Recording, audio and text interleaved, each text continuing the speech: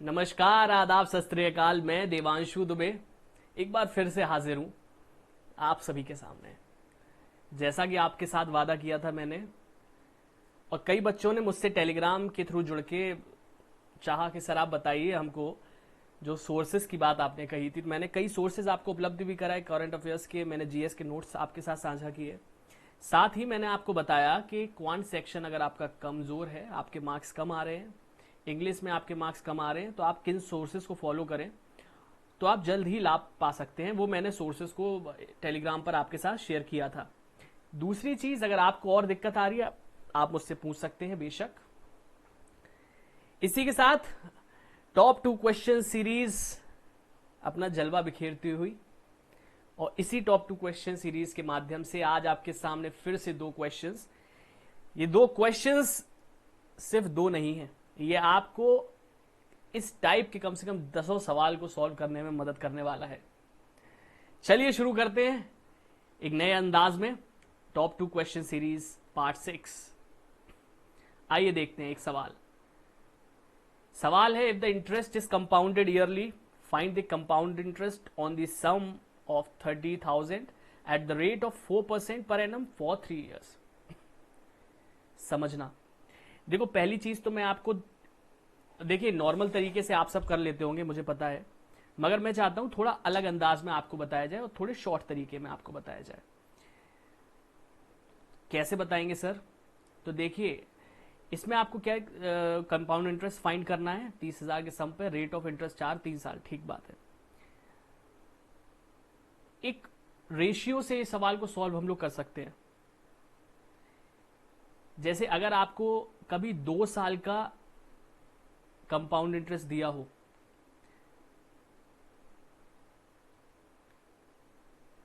दो साल का आपको कंपाउंड इंटरेस्ट निकालना हो, तो आप कैसे निकालेंगे? तो आप ये 2:1 ये रेशियो फॉलो किया जाता है। 3 साल का अगर आपको कंपाउंड इंटरेस्ट निकालना है तो 3:3:1 फॉलो करते हैं। 4 साल का अगर आपको कंपाउंड इंटरेस्ट निकालना है तो हम रेशियो फॉलो करते हैं 4:6:4:1।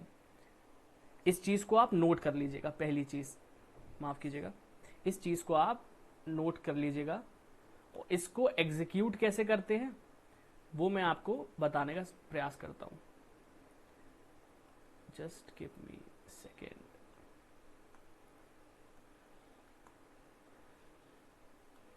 ठीक बात है।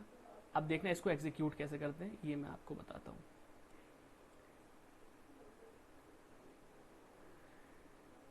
ये आपके सामने।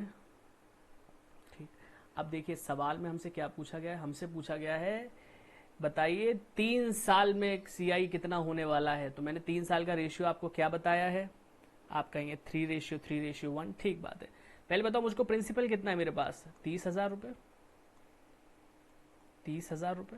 ठीक, 3 साल का आपने रेशियो बताया था सर 3:3:1। ठीक बात। अगर 30,000 प्रिंसिपल है और 30,000 का 4% में निकालने जाऊं तो कितना बनेगा? आप कहेंगे सर 1200। 1200 का अगर मैं 4% निकालूं तो 12 चौको 48, 48, 4% 48 आ गया। इस 48 का अगर मैं 4% निकालने का प्रयास करूं तो आ जाएगा 1.92। समझ में आई बात? बस अब इसको अपन कर देंगे मल्टीप्लाई। 1200 का अगर 3 में मल्टीप्लाई करें क्या आ जाएगा? 3600 प्लस 48 का अगर मैं 3 में मल्टीप्लाई करूंगा क्या आ जाएगा? 144 प्लस 1.92। अगर 1 का मल्टीप्लाई मैं 1.92 में करता हूं, इन तीनों को जोड़ दिया तो हमारे पास निकल कर आ गया 374592 रुपीज। ये क्या निकल कर आ गया? ये 3 साल का कंपाउंड इंटरेस्ट निकल के आ गया। ऐसे ही अगर मैं 4 साल का पूछता तो आप ये 4:6:4:1 रेशियो लगा देते, और फिर आप इसी प्रकार से कि 30,000 का 4%, 48, ऐसे कर करके आप 4% निकालते जाते और फिर बाद में मल्टीप्लाई करके आपके पास निकल आता। ये शॉर्टेस्ट तरीका है इस तरीके के सवालों को हल करने के लिए। मैंने आपको 2 साल का भी बता दिया है। अगर 3 साल का आपसे कंपाउंड इंटरेस्ट पूछता है मैंने वो भी बताया। 4 साल का अगर पूछता है तो वो भी आपके सामने है। अगले सवाल की ओर बढ़ते हैं। अगर आपको डाउट हो मुझे कमेंट सेक्शन में जरूर बताइए इस चीज को आप। ये थोड़ा अच्छा सवाल है और ये मुझे लगता है टेस्ट करता है कि आपने रेशियो एंड प्रोपोर्शन कितने अच्छे से पढ़ रखा है। अच्छा सवाल है। पहली बार में आप शायद इस सवाल की लेंथ एंड ब्रेथ देख के थोड़ा चौंक सकते हैं, सर बहुत लंबा सवाल था, मगर हालांकि मेरा मानना है इतना टफ नहीं था ये सवाल, अगर आपने पहले कर रखे हैं ऐसे सवाल तो। आइए देखते हैं। The ratio of number of students in the morning shift and the afternoon shift of a school was 13:9। क्या कहता है? मॉर्निंग शिफ्ट और आफ्टरनून शिफ्ट रेशियो कितना दे दिया है? 13:9। ठीक बात है। After 9 students moved from morning shift to the afternoon shift, the said ratio became 19:14। ठीक बात है। कहना ये चाहता है अगर हमने मॉर्निंग शिफ्ट से n बच्चों को निकाल दिया और उन n बच्चों को हमने आफ्टरनून शिफ्ट में ऐड कर दिया तो जो रेशियो बनाना वो बना 19:14। मतलब ये जो चेंज किया ना हमने कि इसके बच्चे मॉर्निंग शिफ्ट वाले निकाल के आफ्टरनून शिफ्ट में ऐड कर दिया, उसके बाद ये अब बच्चों का रेशियो क्या है मॉर्निंग और आफ्टरनून में? 19:14। ठीक बात है। अच्छा मुझे एक चीज बताओ, अब बताना मुझको कि ये जो दे रखा है 13:9 और ये जो 19:14, जिसमें क्या आपने किया इन दोनों में कि बच्चे साहब इधर से उधर कर दिए और ये चेंज हो गया। अच्छा मुझे बताओ क्या इस वाली शिफ्ट में,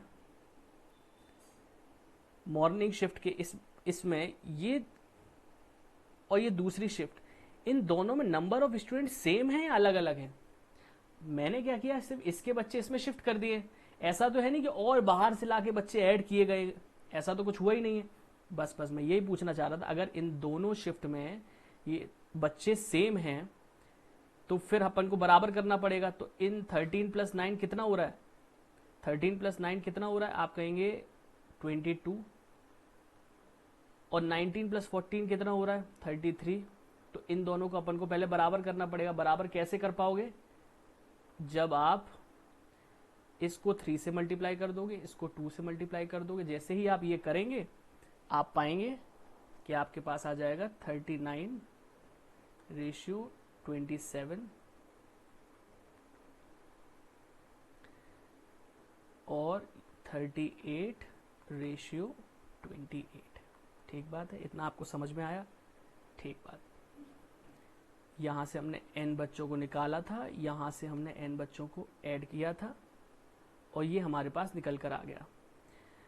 अच्छा उसके बाद सवाल क्या कहता है कि now 153 new students sought admission in the school and these students joined the morning and afternoon shift in the ratio 6:11। ठीक बात है। कितने बच्चों ने ज्वाइन किया? 153। अच्छा किस रेशियो में ज्वाइन किया? 6:11। इसका मतलब 6 + 11 17 की वैल्यू कितनी है? 153। एक की वैल्यू कितनी आ गई आपके सामने? 9। समझ में आता है सर यहां तक हमको? बिल्कुल सही बात है। जब ऐसा हुआ तो रेशियो क्या हो गया? If the ratio of the students in the morning shift and the afternoon shift of the school after the new admission became 24:19। Ratio हो गया 24:19। 38:28 था। फिर किस रेशियो में बच्चे जुड़े? 6:11 में। अच्छा 6:11 में तो 1 की वैल्यू कितनी है? 9। 6 की वैल्यू कितनी होगी? 54 बच्चे जुड़े हैं इसका मतलब यहां पर। ठीक बात है। 6:11 11 एक की वैल्यू कितनी है? 9। 11 की वैल्यू क्या हो जाएगी? 99। ठीक बात है। अच्छा एक चीज आपको पता होगा, इनिशियल वैल्यू दी है, फाइनल वैल्यू दी है, बीच का डिफरेंस दिया हुआ है। कैसे सॉल्व करोगे इसको? सीधी बात है सर, क्रॉस मल्टीप्लिकेशन से सॉल्व करेंगे हम। तो अपन अगर क्रॉस मल्टीप्लिकेशन सॉल्व करने जाएंगे तो 38 इंटू 19 माइनस 28 इंटू 24 ऐसे ही करेंगे ना। तो 38 इंटू 19 का मल्टीप्लाई जब आप करेंगे तो 38 इंटू 19 380 760 722 निकलकर हमारे पास आ जाता है। ठीक बात। फिर मैंने मल्टीप्लाई किया 28 28 इंटू 24, 28 इंटू 24 अगर मैं करने जाऊंगा मल्टीप्लाई तो 24 दिया 72, 720 में से अगर मैं 48 माइनस कर दूं 672। ठीक बात। इसकी वैल्यू कितनी होगी इसकी, फिर हम लोग क्या करेंगे 19 इंटू 54, या अगर इसको आप सॉल्व करना चाहो तो ऐसे भी कर सकते हो, जैसे 19 इंटू 54 और किसका डिफरेंस है 24 इंटू 99, 99 मैं ऐसे लिख देता हूँ, अरे भाई लिख जाओ, हाँ ठीक है। 9 अगर मैं कॉमन ले लेता हूँ यहाँ से तो कितना आ जाएगा 19 इंटू 6, तो दैट मीन्स 114, और यहाँ से 9 मैंने कॉमन ले लिया तो 11 इंटू 24 264। ठीक बात है। और इन सब का मेरे पास डिफरेंस कितना आ जाएगा 9 इंटू 264 140 150, तो 9 इंटू 150 दैट मीन्स, अगर मैं एक मिनट में इसको, नेक्स्ट स्लाइड मैंने ऐड नहीं की है, चलो मैं इसको यहाँ लेने का कोशिश करता हूँ।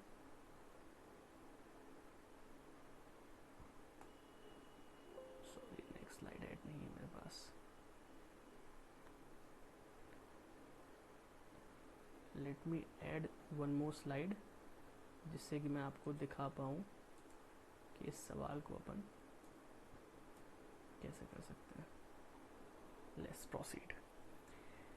मैंने क्या किया आपके सामने, मेरे पास आ गया था 700 मैं यहाँ सॉल्व कर रहा था तो मेरे पास आ जाता है, एक बार मैं इसको दोबारा से लिख देता हूँ जिससे कि आप आसानी से समझ पाएँ।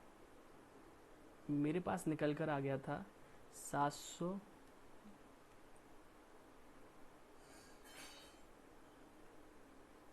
मेरे पास आ गया था, अरे what's the issue that is happening?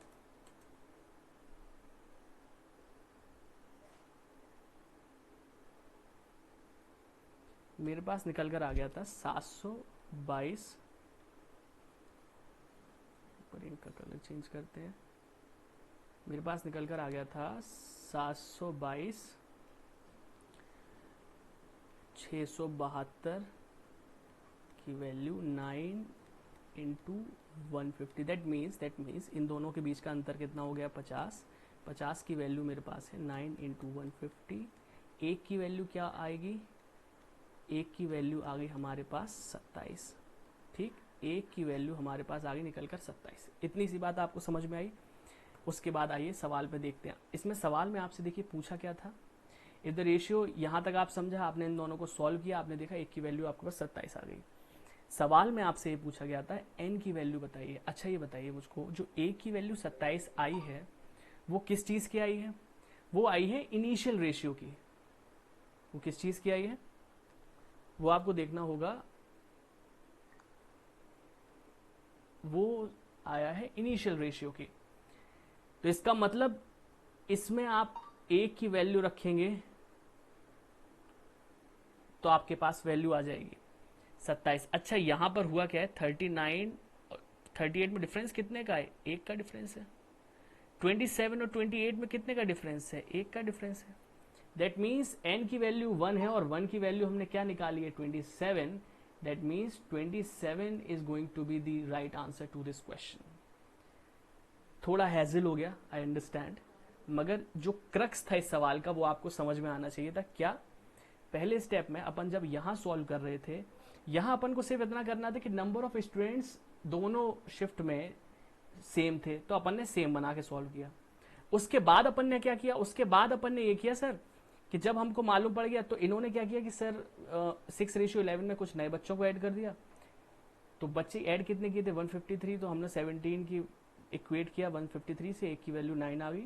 उसके बाद इन्होंने रेशियो दिया कि 24:19 है, वो लिखा। अच्छा ये आपको सॉल्व करना आना चाहिए रेशियो में कि जब आपको इनिशियल वैल्यू और फाइनल वैल्यू दी हो और उसके बीच का डिफरेंस दिया हो तो सॉल्व कैसे करते हैं। उसको सॉल्व कैसे करते हैं, 38 इंटू 19 और 28 इंटू 24 का डिफरेंस निकाला पहले, उसके बाद 24 इंटू 99 और 19 इंटू 54 का डिफरेंस निकाला आपने।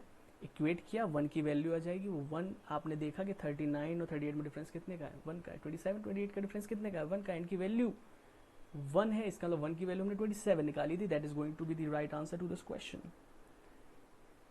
पेचीदा लग सकता है थोड़ा आपको शुरुआत में। इस सवाल को अपनी तरफ से हल करने का प्रयास कीजिए। यकीनन 1% भी अगर आपको डाउट आता है तो मुझे कमेंट सेक्शन में बता दीजिए, मैं ये सवाल दोबारा हल करवा दूंगा। ठीक बात है, निश्चिंत रहिएगा।